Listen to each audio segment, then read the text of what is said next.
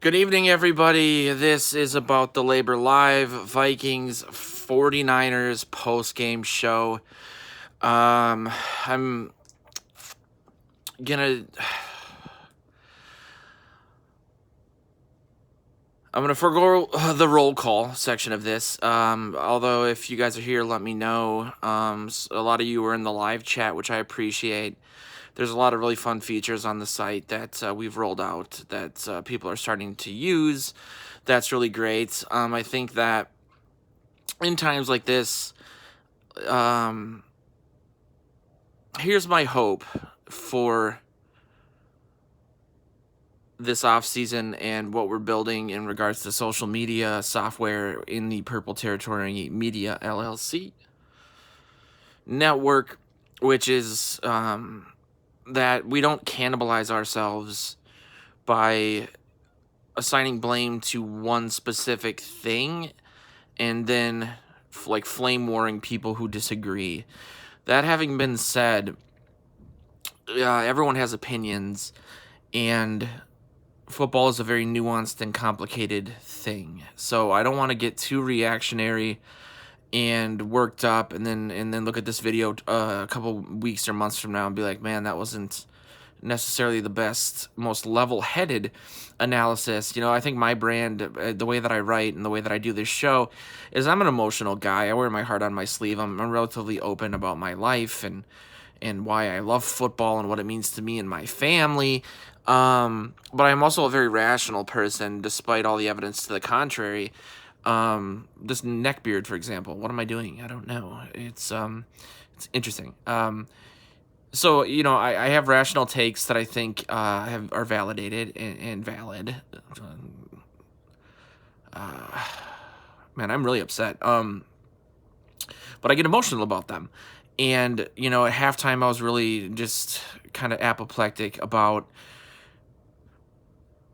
the game plan on offense and the regression back to, I like that Collinsworth said Cousins didn't stand a chance, because he didn't. I've tried to not get super repetitive on this show, but the don't get too cute movement made sense, and I felt like we should disband it after the Saints game, because they actually, I thought, had learned from their mistakes. I understand there was no run game to speak of. I understand that they were making it difficult on the the two or three times they attempted to get Cousins out of the pocket for him to do so. It became even more difficult after Bosa. I don't know how you don't get ejected for that. I don't understand it. I like Bosa. I'm a Big Ten guy. There's a Big Ten basketball back here somewhere. But that was cheap, and I'm not gonna. I'll never like him again after that. You don't need to do that. You're good enough to not have to do that. I underestimated the 49ers. I will admit that I was wrong about that. I think a lot of people did, because we knew the product as it was before Quan Alexander and D Ford came back. That all having been said, there's just a few things I do want to say. Every single time the Vikings ran the type of offense they did tonight, they've lost this season. Every single time. Every single time, the vast majority of pass plays are out of the shotgun with Cousins in the pocket, they lose. Every single time. I said this at halftime, and I'll say it again. You can still run play action even when your running back isn't necessarily picking up yardage, because when they're committed to stopping the run, that's them implying that Dalvin is dangerous. And while the offensive line got dominated and it wasn't necessarily like an Adrian Peterson 8 or 9 guys in the box thing, there's still value in running play action, and there's still value in trying to find ways to get Cousins out of the pocket. But this game was completely dictated by the 49ers. They dominated every facet of it. They did, and they're the better team, and that raises a myriad of questions. So, I understand that Cousins was sacked 6 times. There was no run game. It was a domination. It was not dissimilar to the Bears game week 4. What does that mean? I feel like, okay, let's just give the coaches the benefit of the doubt. They couldn't run. They couldn't get Cousins out of the pocket. What does that mean? How is the team going to be any different next year? A new left guard or left tackle? My dad, we usually watch games together, but he's out of town at my niece's hockey game or tournament, and he called me a couple times, and he's a really big Big Ten guy too, so he's really obsessed with the offensive line. Ironically, growing up, his second favorite team and mine as well were the 49ers, because I was born in 1984, and they used to have an offensive guard named Jesse Sapolo. And my dad and his friend used to always make me block as a little kid, and they used to call me Sapolo. He's just a really big Big Ten offensive lineman guy. And if you watched the reaction that we had to the final play of the Saints game, before third and goal, he said there's just not enough weight on the offensive line.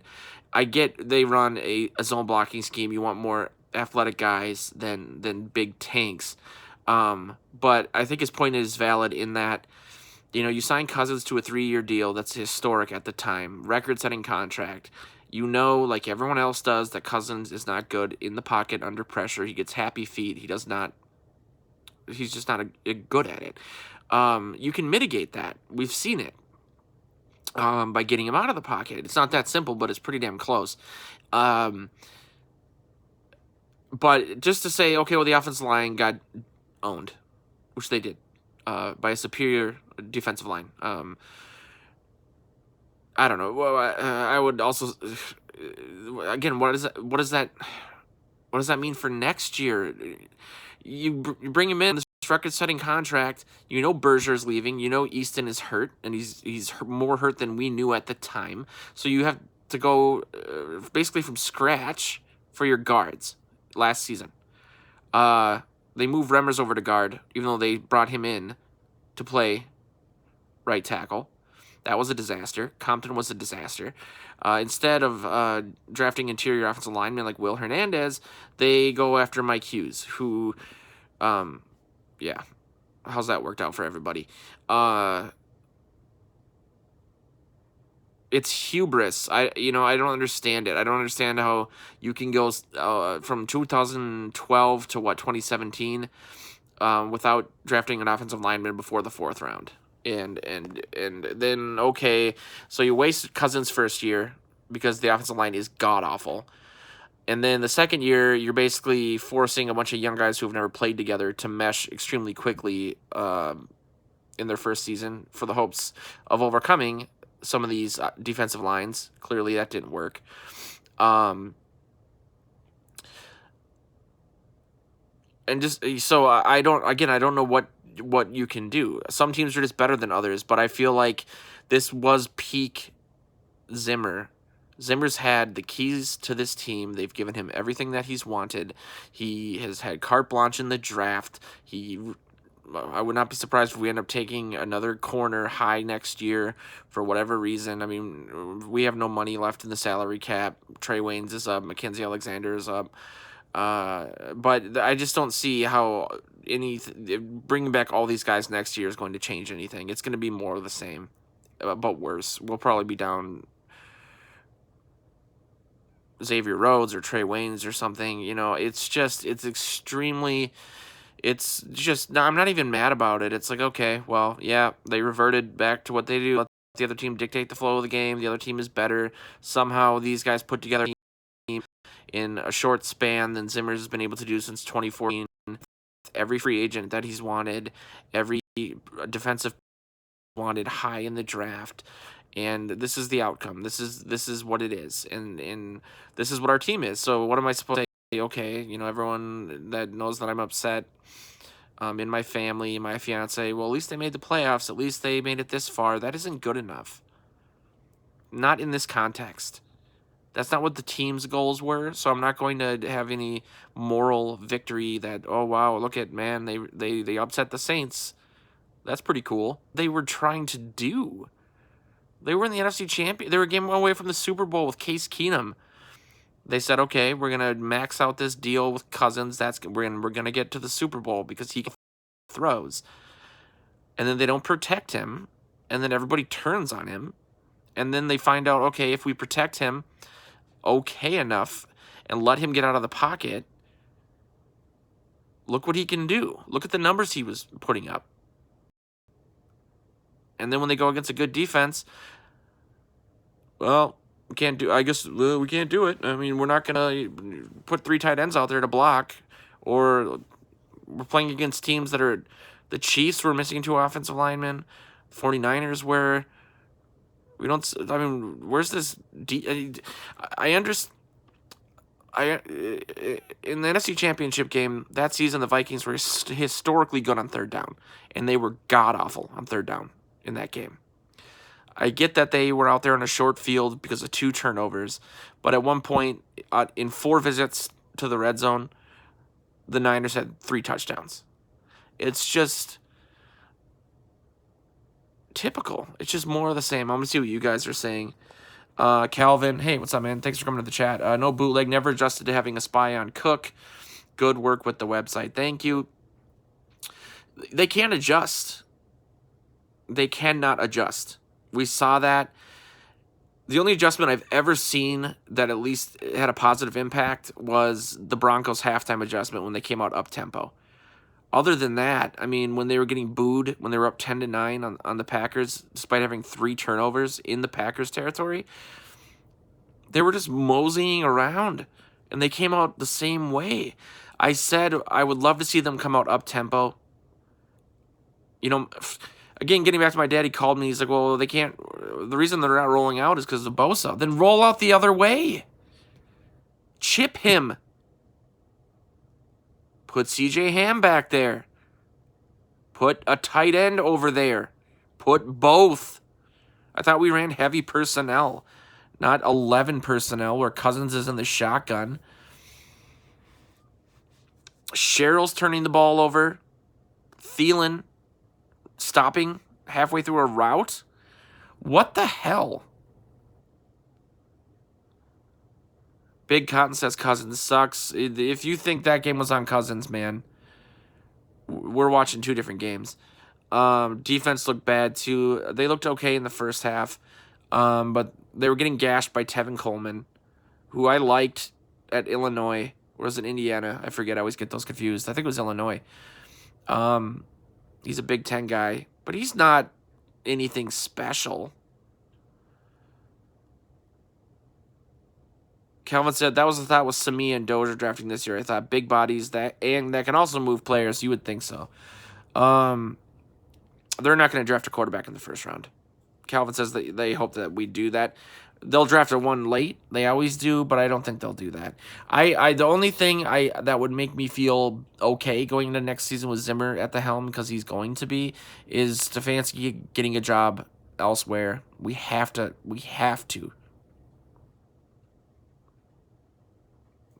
Hope that happens and Kubiak takes over.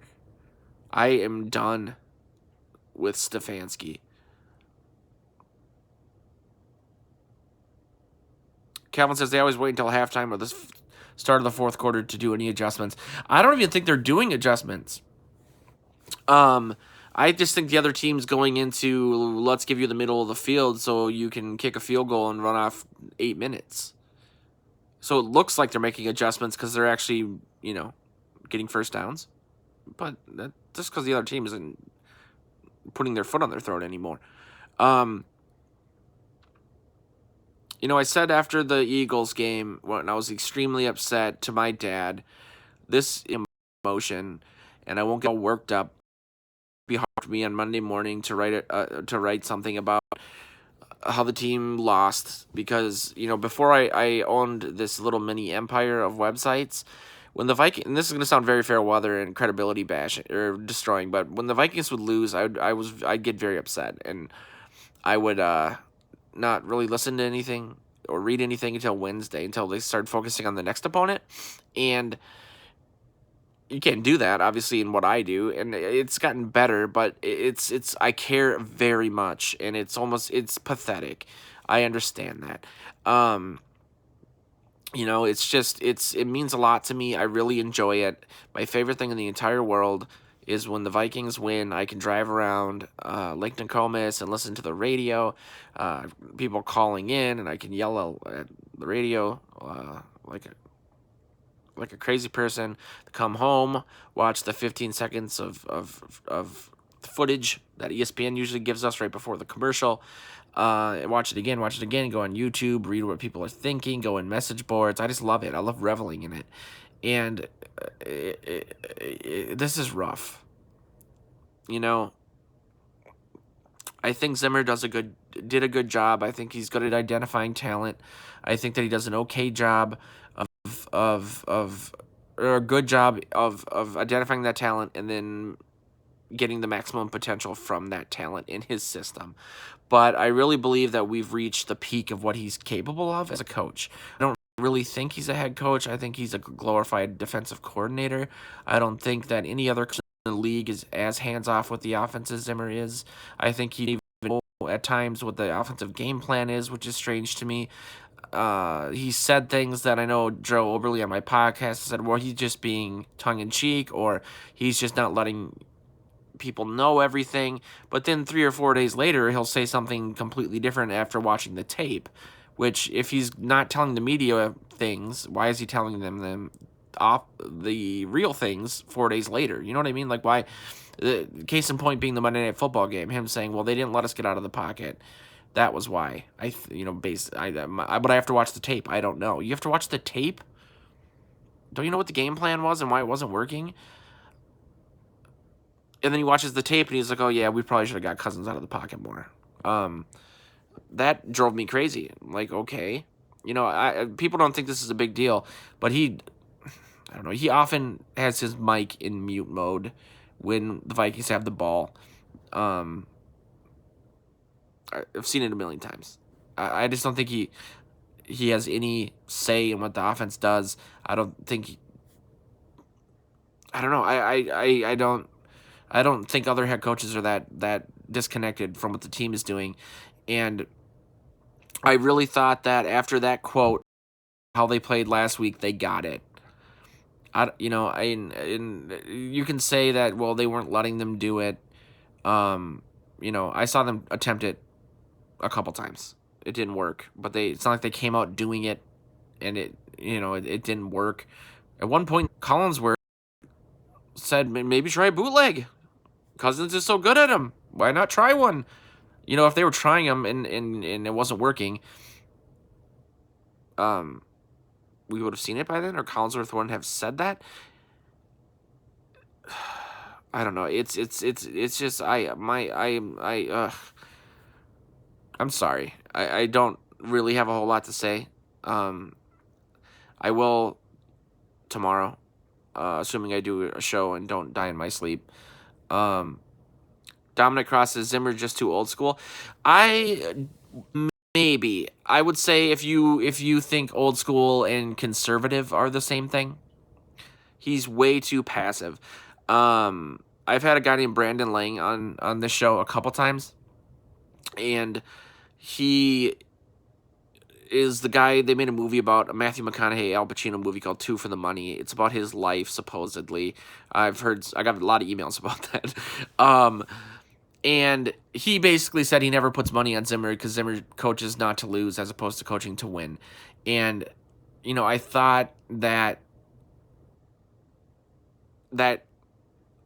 could be of benefit this week because both teams are very similar and in how they run their offense, and that it would kind of negate some of those stupid end arounds and bootlegs. And I thought that, considering the 49ers supposedly were the 22nd ranked team against the run, you can just play conservative old school football against this team, set up the runs, play actions, it'll work.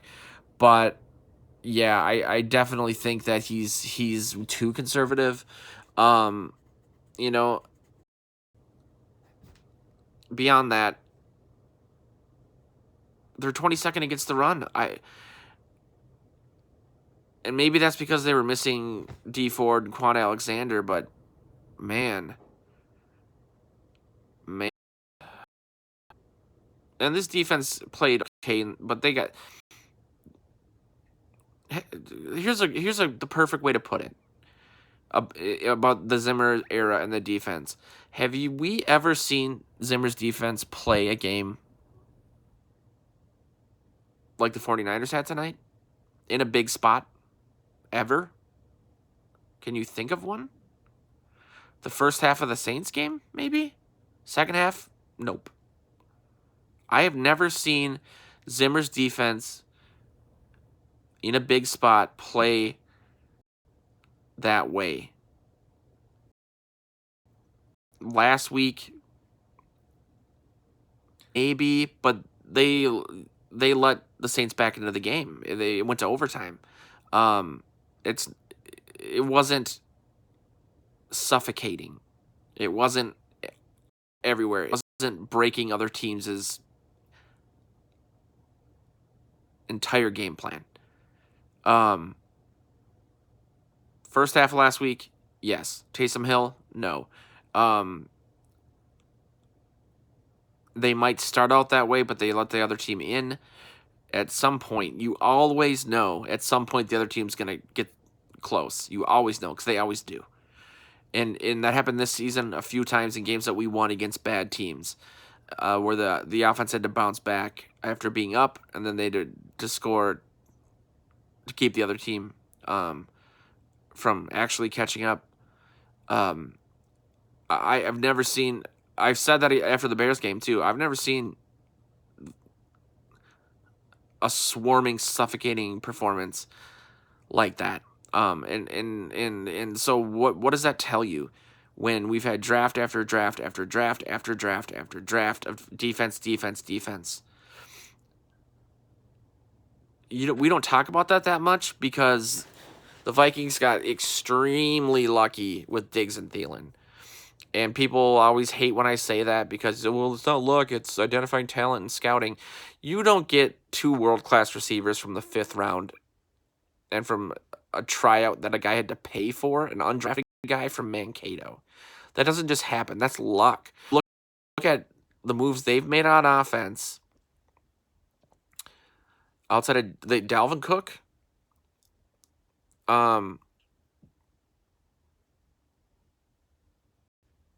Spielman is without Zimmer telling him who to draft on defense.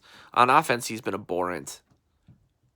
Either whether it was the triangle of authority or after that, it's been SEC receiver after SEC receiver. Sidney Rice, Percy Harvin, Troy Williamson was the year before, but he's SEC.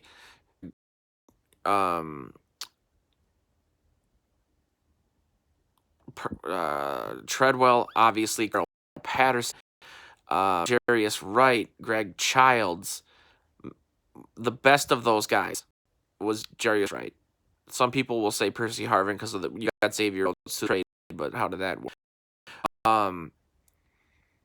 He's on all of them, every single one of them, and they're all from the SEC for season. A lot of them, 3 of them from South Carolina, I think. Yeah, I'm pretty sure. Miss. Could have had Michael Thomas in the 2nd round. Laquan Treadwell. Quarterbacks. You panic. You take Ponder. Teddy. Josh Freeman. You bring him in. Donovan McNabb.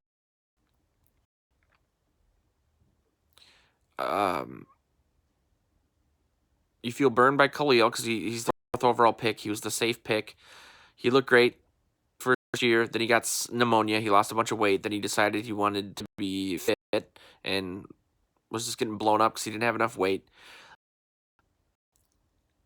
And then you don't draft anybody the 4th round for 5 or 6 years. And season follow with going to the bye, and then the patchwork offensive line that you have that's comprised of guys that you got off the street, Jake Long, Andre Smith, who was lazy, old, injury prone. Jake Long hadn't played in a year because he was a really great prospect. Both over 30. Both get hurt. everyone says, well, that's just bad luck. No, that's because you brought in guys who are injury prone that were old, and old injury prone guys do, especially ones that haven't played for you. They get hurt. Um, so I'm not just big. I'm not looking at like, well, they're the better team. So we have to find out why, and we have to find out what that means, and we have to find out what we. Now there's not a lot you can do about it. Um, the Wilfs said what they did, and they won that last week. No one gave them a shot. That's gonna be good. I look at the expectations again, the same as us, and the team wanted a Super Bowl. They have done everything right. They've given blank checks. Stadium. I know people are mad about Hennepin County paying for it. Um, but when the stadium needed extra money for this or that, they paid for it. They paid for that facility in the NFL out in Egan. When Teddy got hurt, they let Bradford come in. They gave the biggest record or the biggest contract of all time at the time to Cousins. Those aren't moves for teams that are happy to be in the division. Moves for teams that say to go for the Super Bowl now. And falling is a disappointment. And it's not good enough by their own standards. And so I'm not even ripping people. I'm just looking at the facts in front of me and the definition of insanity is doing the same thing over and over and expecting anything to be different. How is this team going to be any better next year as currently comprised? They have no money to add free agents.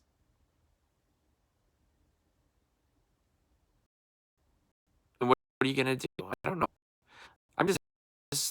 I'm just thinking like, well, better luck next year. I don't see any of it getting better. These guys are getting older. Um,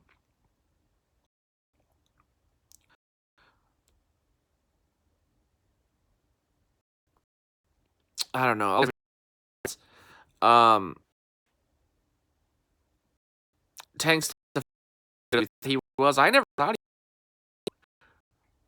I mean, he did nothing different than DeFilippo last year. He ran the ball more, but he had a game against the Dolphins when they had that terrible run defense, and it was a heyday. It was like, see, his first game, and then it was all 3 and outs after that. First 4 games, ugh. Any positives I saw, I thought were from Kubiak. Maybe that's because Thielen got hurt. I don't know. There's something crawling around outside my window. I don't know. Oh, it looks like the stream's getting choppy. I don't know. I just threw a bunch of questions out there. I'll let you guys. I'll just talk to you guys later, tomorrow or Monday. Take a day off. Check out Vikings Territory and Purple PTSD for all of your Vikings related news, and we'll get through it together. I mean, I'll be on the message board. I love doing this show. I will continue doing it. Maybe not every day, especially in the summer, but we'll get through it together. I really appreciate you guys hanging out with me. I really do. It always makes me feel better. Or if they win, even happier. I'm not calling for anybody's head here. I'm just genuinely wondering why we should expect anything different next year, I guess. They were the better team, and that raises a lot of questions as to why. Because I know people hate when this happens, but these guys get paid millions of dollars for a reason, and it's performance-based. It's not personal. It's entirely performance-based, and that's fair. It's fair to ask these questions. It's not an overreaction. I'm not being emotional about it. I'm genuinely asking, okay, how can we fix this? And as I'm sitting here, the only thing I can think of is giving Kubiak more power. I would love for a new set of eyes on this that is still got the experience with the team that can take from what they've learned internally, the positives, mitigate the negatives, and bring in a new philosophy. You know what I mean? I think bringing in an entire new coach, it takes a while usually. I mean, lately, first-year head coaches have been doing really cool things. But I know Kubiak health-wise wouldn't do it. I know it's not going to happen. So I think giving him more power is the only thing I can think of. I would love an offensive-minded head coach. I guess the positive aspect of it is that if you have Kubiak as your offensive coordinator, he might as well be the head coach of that half the team or a third of the team, with special teams involved. Since whoever runs the offense essentially is co-head coach, as we've seen.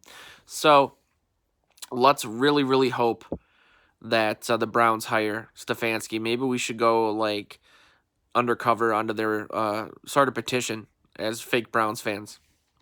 Get a bunch of signatures. That would be so petty. I don't actually mean that.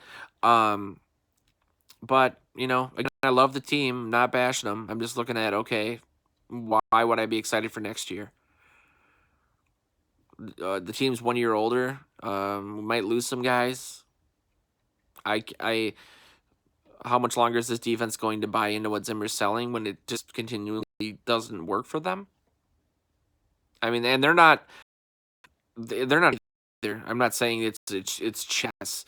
There were again Thielen, the most reliable guy. That interception was on him. I mean, maybe he wasn't in practice for a while and he's rusty, but it's Thielen. Sherrills fumbles a punt. I was so excited for him to come back. I pushed for that. He never fumbles. He's the most reliable guy. It gets so tiring. But neither of those things mattered because we did nothing on offense. We didn't switch anything up, and that's it. If you can't adjust mid-game, you will never win. You will never win. Ever. Tank says we need to strike while our offense still has Cook, Thielen, and Diggs. Yeah, I mean, who knows? Cook's contract is up after next year. Cousins is. I mean, I don't see why they have every intent in keeping Zimmer. I don't know. I don't understand it. They're squandering the opportunity. They regressed back to what they did. That article that I wrote about them opportunity and not understanding it is still valid, and I'm very sad. And so I'm gonna let you guys go. I'll check in with you either tomorrow or Monday, but I'll be on the message boards tonight writing articles. Love you guys.